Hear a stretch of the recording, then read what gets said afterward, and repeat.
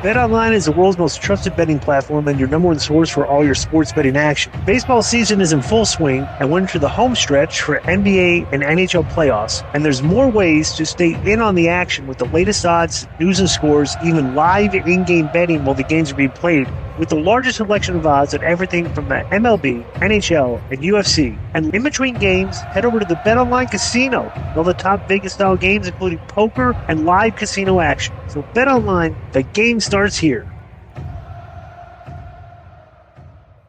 Next is Big Country from the Discord.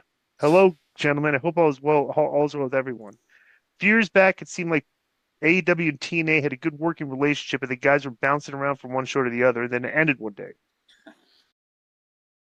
Do you know how, why, and when the AEW TNA relationship soured? It did not sour and the relationship just ended. Thanks for the content, guys. As always, you guys kill it. For anyone on the fence about joining Patreon, it's completely worth it. Not only is everything you guys put out great, you put out so much, I'm still catching up on last week's stuff by the time Delco Joe releases this week's stuff. Interesting. Who wrote that? That was, what's his name? Big Country from the Discord. Yeah, thank you very much for the shout out, Big Country. Yeah, what happened? I don't know. That's curious. Because, yeah, the AEW TNA relationship was like a thing. You know, Kenny wrestled there against the. Yeah, that was good. Christian. But D'Amore was in charge, correct? Yeah. Well, right. Don. I wonder. Don was still there in charge, wasn't he? And then he was he? jumped.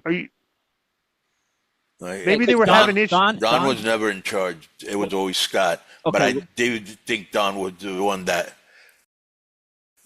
finessed that thing. Oh, got Kenny there. Yeah. Right. Yeah. Okay, also so at the same time thinking, how can I get out of here and get more money over there? And that's what he did. Yeah. And that's how. And then the relationship soured. Yeah. Don's very smart, bro. He is, right? Yeah. Yeah. That is funny, though, right? Yeah. No, I haven't never heard what the relationship, how it went out there. All I knew was out of nowhere, TNA was working with WWE. So. Yeah. Hang on a second, right?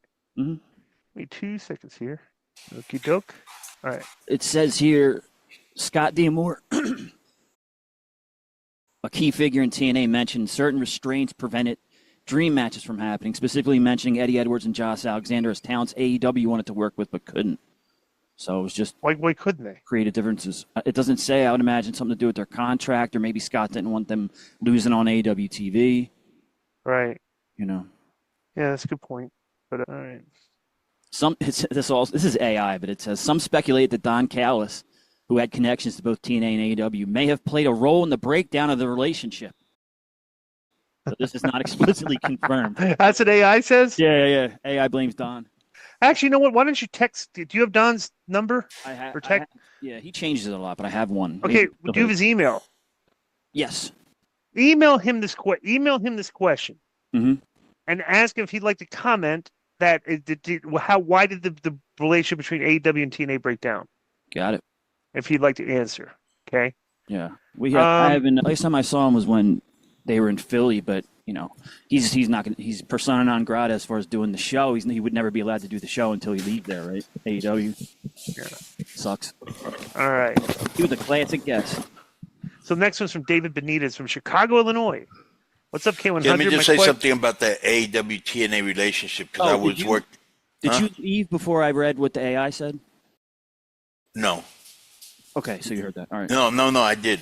Oh, okay. Did you hear about Don? No. All right, so AI tells me some speculated Don Callis, who had connections to both TNA and AEW, may have played a role in the breakdown of the relationship. So AI's putting the heat on Don. No, I don't think they broke up because of him, but for sure, Scott wanted to work with Tony. And I, just talking to Tony a little bit, you could tell he didn't like Scott. Right. And Don's the one that kind of, probably Kenny went and talked to him. Don probably told them, let's go together. You go talk to him. I'll get the belt on you. And then I'll go over there, get some money, maybe manage you. So he's always thinking, ahead of time. But they're not working together no more, right? No, of course not. No. Next, they're working with WWE now. Right. MikeDurban.com. You can get the WCW-esque Konnan in that K-Dog Wolfpack style. Man, this Konnan might be Bendy of the Year right now. I told you. Yo. let me speak on this. Mike Durban Productions exclusive. The Konnan, I was the most impressed with Konnan, man. It's like undercover Bendy of the Year. It's a really nice figure. The do-rag is freaking awesome in person. I love the exclusive with the WCW packaging. I love this one with the camo. It's really nice. And I will say a figurine expert who went to TJ on Friday, Matt Cardona, put it over as being a good figurine as far as figurines go. Yo, hold on, let me speak on this. Exclusive Mike Durban Productions, K-Dog. Look at that, listen to K-Dog, keeping it 100, logo on the back, MikeDurban.com. Get it right now. Low key might be Bendy of the Year. Go get it.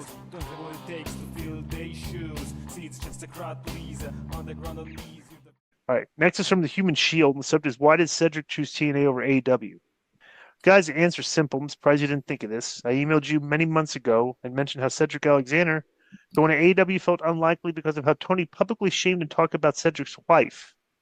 You guys said it's wrestling and it doesn't matter. That can be true, but sometimes people stand on business and their partner and family be more than a billionaire. Isn't it possible that Cedric simply doesn't want to work for a guy who buried his partner publicly after firing her? Not only was that a jerk move to someone he was supposedly friends with, but it also hurt her chances of getting further bookings when her former employer talks about her being a bad wrestler in public. I wouldn't want to work for Tony either. This is an excellent point that I didn't realize when we did this. Talked about Cedric, but that I don't know. Why didn't somebody just find out from Cedric Alexander himself? Why did he? Wait a minute.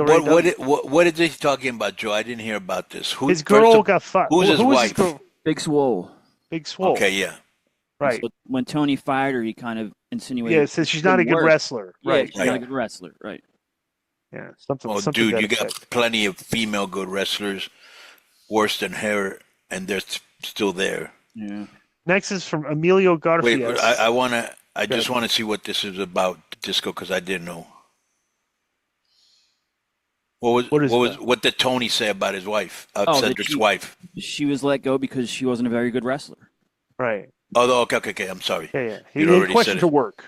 So yeah, Cedric, I agreed with Disco. You make a very good point. Right. Well, I'm not. I'm just agreeing with the reader. So the guy that's what I'm agreeing with too. Mm-hmm. Makes a good point. Yo, what's up? I just want to thank you guys for watching this clip. Don't forget to hit the like button, leave a comment, and subscribe. And join our YouTube membership for hours and hours of exclusive, unedited, uncensored content. And being a member will help you get involved in our upcoming live streams. Thank you for your support. Thank you for riding with us. I know you got a lot of other podcast choices, be it wrestling or other ones. And thank you for picking us. Boom.